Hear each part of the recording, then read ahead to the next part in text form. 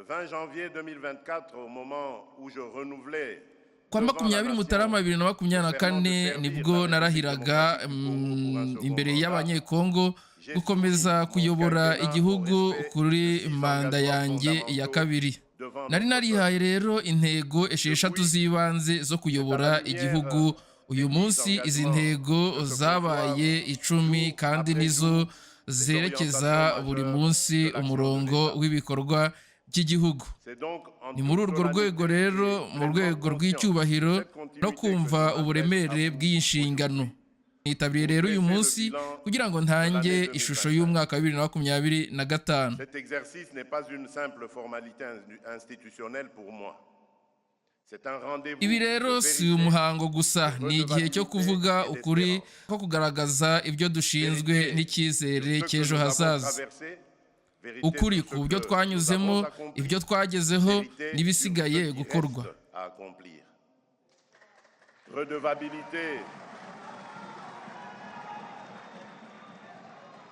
Redevabilité envers notre peuple qui a le droit de savoir dans quelle direction va la République. Kwitaba aba baturage bafite uburenganzira bwo kumenya aho Repubulika yerekeza. Icyizere kuko nubwo twahuye n'ibigeragezo bikomeye turacyahagaze kandi twerekeje imbere. Mes très chers compatriotes, loin d'être une parenthèse dans notre histoire récente, l'année 2025 aura vu banyagihugu banyekongo, nkunda umwaka wa 2025 ntusanzwe mu mateka yacu ya vuba. Wabaye umwaka w'icuraburindi mu burasirazuba bw'igihugu cyacu. Mu ntangiriro z'umwaka ihuriro AFC mu 2023 rifashijwe n'ingabo z'u Rwanda ryatangije igitero gikomeye cyigarurira Goma na Bukavu, byagura n'utundi turere twinshi two mu ntara za Kivu y'Amajyaruguru n'iy'Amajyepfo.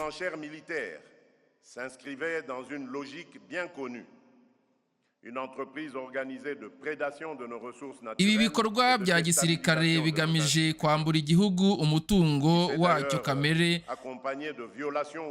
no kuduhungabanyiriza inzego z'igihugu, bajyanye no gukora ihohoterwa rikomeye ry'uburenganzira bwa muntu, kwica abasivile batagira ko biheza, gufata abagore ku ngufu nk'intwaro y'intambara, kwimura abaturage ku ngufu bakurwa mu butaka bwabo.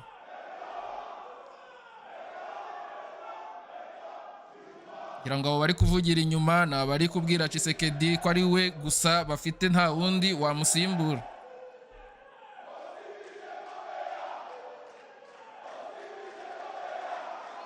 Dans le même temps, d'autres groupes armés ont contribué de répandre. Ati mu gihe kimwe n'andi makundi yitwaje intwaro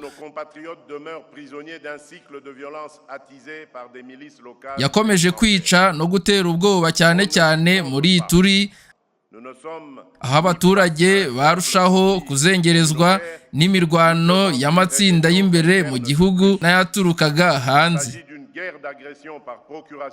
Ati reka rero tuvuge ukuri, ntiduhanganye n'amakimbirane y'ubwoko gusa, ntiduhanganye n'izindi nyeshyamba zisanzwe gusa, ati ahubwo duhanganye n'intambara y'akarengane ikorwa ibinyujijwe igamije gutera icyuho ku bwigenge bwacu mu gace gafite agaciro kanini mu bukungu, gafite n'umutungo kamere w'ingenzi ku hazaza h'igihugu.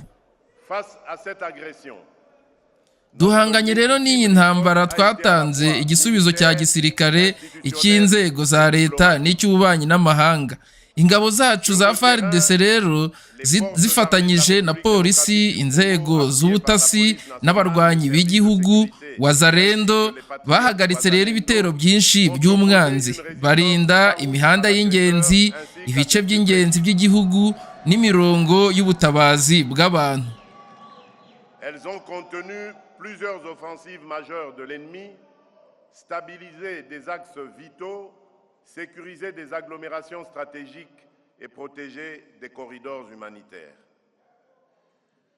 Dans des conditions logistiques, opérationnelles et humaines souvent extrêmement difficiles, nos forces ont démontré un courage et un patriotisme qui forcent le respect et l'admiration. Permettez-moi, avant de poursuivre, de m'incliner avec vous devant la mémoire de toutes les victimes des conflits et des violences qui ont encore cette année endeuillé nos familles, particulièrement à l'est de la République. À leurs proches, j'exprime au nom de la nation tout entière notre compassion la plus profonde. À celles et ceux qui portent encore les stigmates de ces drames, blessés, ati mu bihe bikomeye mu kubura ibikoresho n'amahirwe ingabo zacu zagaragaje ubutwari n'urukundo rw'igihugu rwo ku rwego rwo hejuru. l'État est et restera à vos côtés. Ati mbere yo gukomeza nimunyemerere twunamire twifatanya n'imiryango yose yabuze ababo muri uyu mwaka cyane cyane mu burasirazuba bw'igihugu. À saluer avec respect et reconnaissance Ku bababaye rero, ku bahungishijwe n'imirwano, ku bakomerekejwe n'ibi bihe bikomeye, ndababwira nti nta na rimwe rero tuzabatererana, igihugu kizahora kibari hafi. et protège nos communautés. Ndashimira kandi ingabo zacu z'abarwanyi ba Wazalendo ku bw'ituro rikomeye batanga buri munsi, nibo rero shingiro ry'ubudahangarwa bw'igihugu cyacu. L'histoire retiendra leur nom et leur engagement.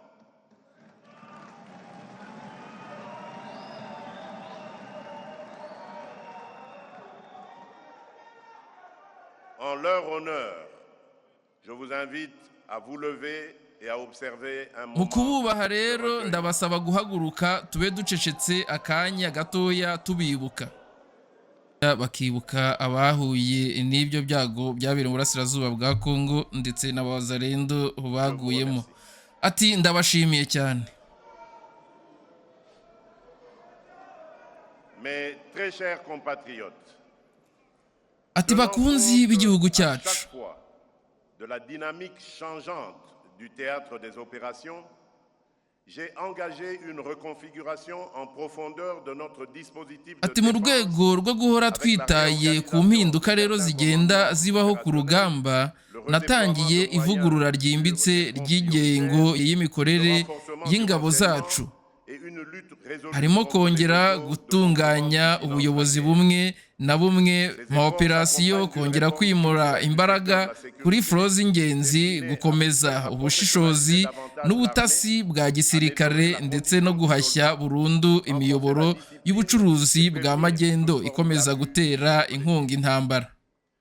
Nous ne tolérons ni les crimes des groupes armés ni les Ati dérives ibi bikorwa bijyana n'ivugurura rishingiye ku myitegurire ry'urwego rw'umutekano kugira ngo ingabo zacu zirushaho kuba inzobere, imibereho y'umusirikare irushaho kunozwa, intizanyo n'umuco wo kubaha amategeko bikomezwe kandi hanakumirwe burundu ibyaha byose byakorerwa abasivili. 2024 Ntabwo rero nta na rimwe twihanganira ibyaha by'inyeshyamba cyangwa imyitwarire mibi y'uwambaye umwenda wa Repubulika. retrait pour permettre Ku rwego rw'ubufatanye rero mpuzamahanga, umwaka ushize wagaragaje impinduka nini mu mibanire n'abafatanyabikorwa.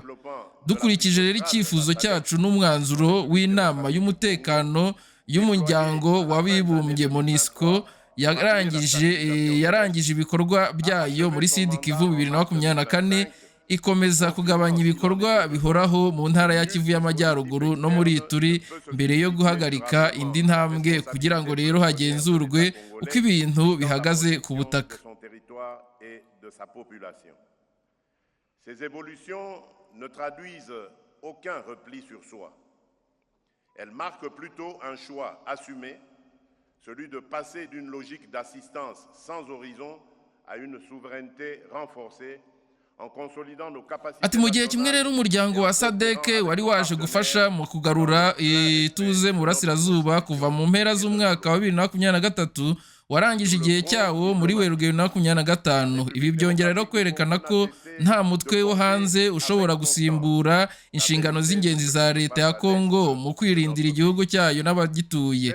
Izi mpinduka rero ntizivuze kwifungirana, ahubwo zigaragaza amahitamo asobanutse yo kuva mu mitekerereze yo kwishingikiriza ku bafasha batagira iherezo, kugira ngo rero twiyubake ku bwacu, dukomeze ubushobozi bw'igihugu kandi dukorane n'abafatanyabikorwa bacu mu kubahiriza itegeko nshinga n'amategeko yacu.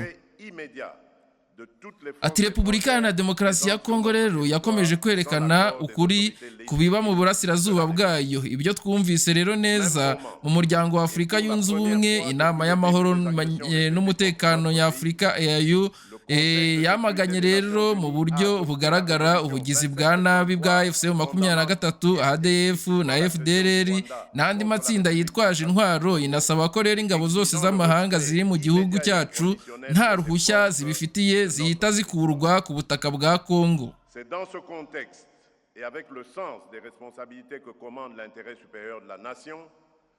Ati rero mu gihe kandi ku nshuro ya mbere kuva ibitero by'u Rwanda byatangira, inama y'umutekano y'umuryango w'abibumbye yafashe umwanzuro 2773 wamagana mu buryo budashidikanywaho igitero cy'u Rwanda kuri Kongo, ikanategeka rero ko izo ngabo zivanwa mu gihugu cyacu nta cyerekezo, nta cyongereweho. Ati rero tuvuze ku masezerano y'u Washington na Doha, ni muri urwo rwego rero kandi mu nyungu z'igihugu twatangiye ibiganiro bibiri bikomeye. Icya mbere rero ni itangazo ry'imiterere y'amahame twasinye muri Mata 2025. Ati ibiganiro rero byabaye ku bufasha bwa Leta Zunze Ubumwe za Amerika, Katari, n'andi bafatanyabikorwa, byagejeje ku masezerano yo kuwa 27 Kamena 2025 Washington hagati ya Kongo n'u Rwanda. Yinjiye rero mu bikorwa uwo munsi kandi yemezwa ku rwego rw'abakuru b'ibihugu kuwa 4 Ukuboza 2025. Ati hashingiwe rero ku mwanzuro 27/73 aya masezerano ateganya ku ngabo z'u Rwanda ziva ku butaka bwa Kongo kw'imitwe yitwaje intwaro y'amahanga irimo na FDLR isenyuka, ko hashyirwaho uburyo buhuza impande zombi bwo kugenzura ishyirwa mu bikorwa ry'aya masezerano, n'uko ubukungu rero busesuye bw'akarere bushoboka ari ubusugire bwa Kongo n'umutekano w'igihugu cyubahirijwe 100%. Icya kabiri rero kuwa 15 Ugushyingo 2025 Doha, ku bufasha rero bwa Katari na AU, twashyize rero umukono ku masezerano y'inyandiko shingiro hagati ya leta ya RDC na FC23 agena inkingi z'amasezerano arambye y'amahoro ashingiye ku gusesa imirwano, gutuza no gukusanya abarwanyi, kubafata mu bikorwa bya DDR, gusezerera guhagarika intwaro no kwigisha rero ubuzima bushya, no kugarura rero ubuyobozi bwa leta mu duce twose twigaruriwe.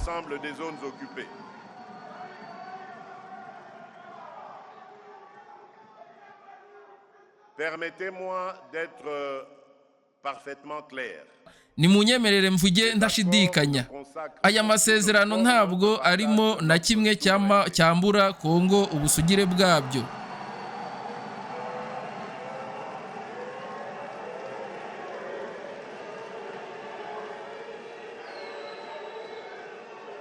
Je disais,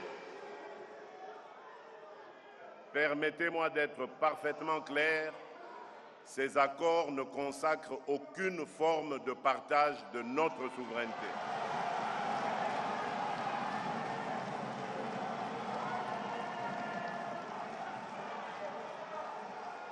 Ils ne valident ni les prétentions territoriales de qui que ce soit, ni la mise sous tutelle de nos ressources. Nta nubwo rero aha agaciro ibyo ababeshya bifuza byo gusonera igihugu uburenganzira ku butaka bwacyo cyangwa ku mutungo wabwo. Nta nubwo rero asobanura imbabazi zihishe ku byaha byakorewe abaturage bacu. La justice suivra son cours avec rigueur jusqu'au bout et sans complaisance, afin d'honorer la mémoire de celles et ceux injustement tombés du fait de cette agression. ubutabera rero buzagira inzira yabwo kugeza ku iherezo ntaho bubogamiye mu rwego rwo kuzirikana no kubaha ababuze ubuzima bazize iyi ntambara. Aya masezerano tuyafata nk'intwaro z'ubugenge n'ububasha bwa diplomasi, si nk'ikimenyetso rero cy'ugucogora, ahubwo nk'ubushake bwo guhuza imbaraga z'ingabo zacu n'ingufu za diplomasi yacu. Inkingi enye z'ibikorwa byacu ubu ni izi: gukuraho burundu no mu buryo bwemewe ingabo zose z'amahanga ziri ku butaka bwacu, yaba iza leta cyangwa iziyoberanya inyuma y'imitwe yitwaje intwaro. Icya kabiri, guca imiyoboro y'amafaranga n'ibikoresho bya magendu, hanacibwa ubucukuzi butemewe bw'izahabu, koruta, kobalte n'undi mutungo uhembera intambara.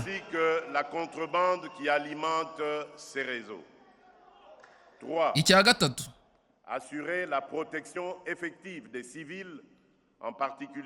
kurinda abasivile by'umwihariko abagore n'abana no kwemeza ko ubutabazi bw'abagiraneza bubageraho.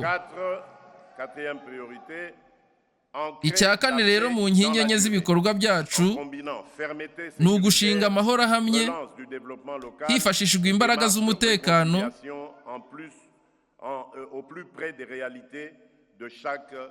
iterambere ry'aho abaturage batuye n'ubwiyunge bukozwe mu kuri kw'amateka y'ingeri zitandukanye. Nubwo rero twagaragaje ubushake bwacu bwiza kandi amasezerano akaba aherutse kwemezwa, biragaragara ko u Rwanda rwatangiye kuyarenza ingohe.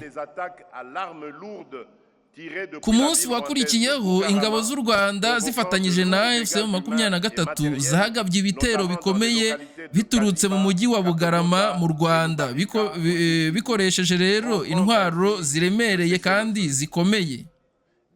Bagabye rero ibitero kandi bakabishyigikira bakoresheje intwaro zikomeye baturukaga mu mujyi wa Bugarama mu Rwanda, bikaba rero byaratumye habaho ibyangirika bikomeye by'abantu n'ibintu, cyane cyane mu bice bya Kaziba, Katogota na Rubarika muri Sud Kivu, bityo biteza rero kumeneka kw'amaraso ndetse n'ibindi byinshi byashyizweho.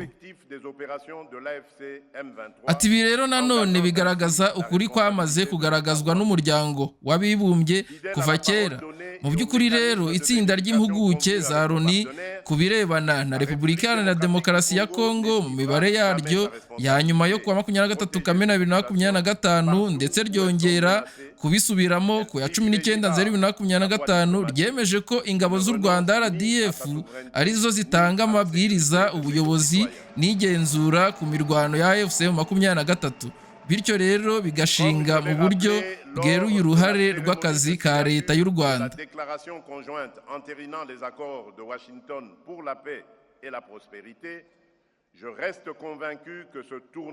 Nk'uko rero twabisezeranye kandi dukurikiza rero uburyo bwo kugenzura twemeranyijweho rero n'abafatanyabikorwa bacu, Repubulika Iharanira Demokarasi ya Kongo ngo ntizigera yihunza inshingano zo kurengera abaturage baho aho bagizweho iterabwoba. Izahora rero ishyigikira inzira ya diplomasi, ariko ntizigera na rimwe yihakana ubusugire bwayo cyangwa umutekano w'abaturage bayo.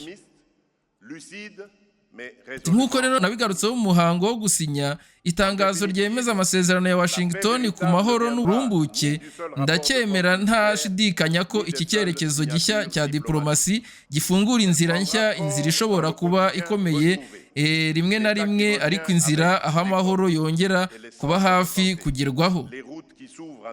Repubulika Iharanira Demokarasi ya Kongo nk'uko rero nabisezeranye izagira uruhare rwayo rugaragara mu bwubahane no mu gukomeza ku mahame hamwe n'abafatanyabikorwa bayo, ariko rero tuzaguma turi maso, tudahanze amaso ibyago, ahubwo dufatanye n'ukuri, twujuje icyizere cy'ibyifuzo cy'ejo hazaza. Ati mu by'ukuri rero amahoro nyayo ntiyaturuka ku ntwaro zonyine cyangwa ku masezerano ya diplomasi gusa.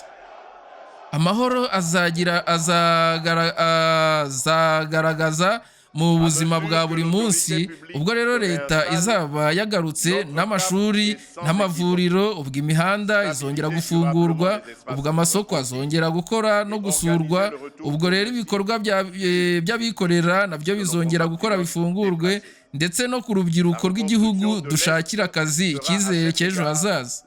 Ati rero ko ubuyobozi bwa leta bugaruka buhamya intego yacu ntishobora gusobanya, gukomeza rero gutuza no kubungabunga umutekano mu duce twasubijwe rero na leta, no gutegura rero mu buryo bwizewe buhoraho kandi buboneye. Itahuka rero ry'abaturage bacu bimuwe naryo rizakorwaho. Kubaka rero uburasirazuba muri urwo rwego bizaba mu bikorwa by'ingenzi kurushaho ibindi by'igihe cyabaye cya vuba na vuba. Kandi rero nta midugudu n'umwe, nta kagari na kamwe, nta musozi n'umwe muri iki gihugu wagombye kuguma mu muhezo w'intwaro cyangwa se mu gihe cy'intwaro zitemewe. Naramuka rero hari ahasigaye mu nzira z'amahoro, nzaba mbona ko umurimo wacu utararangira. Ati baturage b'igihugu cyacu rero, ikindi kibazo cyugarije igihugu cyacu ni ubwiyongere bw'ubujura n'ubugizi bwa nabi mu mijyi. I Kinshasa n'ahandi henshi imitwe y'abagizi ba nabi yiswe kuruna ikwiza urujijo, ubwoba n'akaga. Basambanya abantu, barabakubita, barabasahura, barabakomeretsa, ndetse rimwe na rimwe bagahitana abaturage n'inzirakarengane. Ati mu guhangana rero n'iki kibazo, leta ntiyigeze yicara cyangwa ngo ibirebere gusa. Operasiyo Dobo rero yongerewe imbaraga mu ntara ya 10 hagamijwe rero gusenya burundu iyo mitwe y'ibyihebe ibangamira rero ubuzima bwa buri munsi bw'abaturage. By'umwihariko rero twashyizeho uburyo bushya bwo kuyobora umutekano bwegereye rero abaturage, bushingiye ku kumva ibibazo byabo no guha inshingano ubuyobozi n'inzego z'ibanze. Ati rero komite z'umutekano z'intara z'uturere zatangijwe muri Kinshasa, Kongo Centrale, Haut Katanga, muri Chopo. Abarenga rero 2500 barimo rero abayobozi b'inzego za leta, abadepite, ingabo, abapolisi n'abashinzwe umutekano, hamwe n'imiryango rero y'abasivile bamaze rero guhugurwa kugira ngo rero bashobore gutegura muri ubu rwego imigambi y'umutekano ihuye n'ibibazo by'aho batuye. Ati mu rwego rero rwo guha polisi ubushobozi bw'ubujyanye n'inshingano zayo, ku wa 1 Nyakanga 2025 natangaje itegeko ry'integanyanyigisho y'ivugurura rya polisi kuva 2026 kugeza muri 2030 riteganya mu myaka 5 kugura rero ibikoresho bijyanye n'ibishingano zayo, gukoresha no guhugura abapolisi 90,000, kohereza mu kiruhuko cy'izabukuru abapolisi 10,000 mu buryo rero buganisha ku ivugurura. N'abantu rero hani ho kubaka no gusenya no gusana inyubako rero zikenerwa. Mu rwego rero rwishyirwa mu bikorwa, abapolisi bashya 700 batangiye amahugurwa i Kasanguru muri Kongo Centrale. Ishuri rya polisi rya Kapolala muri Chopo rero ryavuguruwe kandi ryagiriwe ubushobozi bwo kwakira abarenga 2,000. Risigaye rero ritegura kwakira izindi nzego zishya. Ibi byose rero bijyanye no kongera ibikoresho byo gutwara abantu mu nzego zose z'umutekano, polisi y'igihugu, urwego rw'ubutasi, ubuyobozi bukuru bw'abinjira n'abasohoka, komisiyo y'imipaka ihoraho n'ibyo guverinoma bishinzwe umutekano. Abayobozi rero b'uturere bashyizweho imodoka z'akazi kugira ngo leta ihorere aho abaturage bari, ibahe rero hafi, ibabe hafi kandi ibashe gutabara mu gihe gikwiye. Ati ni muri urwo rwego rero twahaye agaciro gakomeye imicungire y'ibibazo by'ubushobozi gakondo, habayeho imanza z'umwanzuro w'ubucamanza. Ibikorwa rero byinshi byo kunga ababuze ubwumvikane byabaye muri Sud Kivu, Mai-Ndombe, Chopo no muri Tanganyika. Bushoboye rero gukemura ibibazo byinshi, gutuza uduce twari mu bibazo no gufasha abaturage bari barahunze bakagaruka. ati muri copo rero habereye umuhango wo kunga imiryango wahuye abambere n'abarengola, naho inama y'amahoro n'iterambere irimo gutegurwa mu karere ka Grand Bandundu. Ainsi que le lancement d'un cadre de concertation multi-acteurs pour la mise en œuvre de la loi. Ati byongeye rero gahunda yo gutanga ibyemezo by'imitwe y'ubuyobozi gakondo, kongera rero kwemeza abashumba b'imitwe ya kera barenga 350 muri Haute Urele, hamwe no gushyiraho uburyo bw'igenzura rihuza imiryango yose, gushyira mu bikorwa itegeko ryo kongera abaturage kavukire, baba abapigme cyangwa se abo mu Rwanda dukunda kwita, ngira ngo nimba ntibeshye, cyangwa se abatwa yego. Bigaragaza rero ubushake bwacu bwo kunoza uru rwego, kurengera rero uburenganzira bw'amoko yose no kongera kubaka leta mu gihugu hose, tutirengagije rero umuco wacu. Ibi byose rero bigaragaza ko nubwo rero twahuye n'agasuzuguro k'intambara idafite ishingiro, dusanze rero kubaka inzego z'umutekano z'umwuga z'abanyamwuga rero zifite imiyoborere myiza kandi zujuje uburenganzira bwa muntu. Turifuza ko rero nta gace na kamwe k'igihugu kagomba kugaragirwa n'icuraburindi, akaduruvayo cyangwa se itegeko ry'imbunda. Des opérations de collecte des données en mutualisant les actions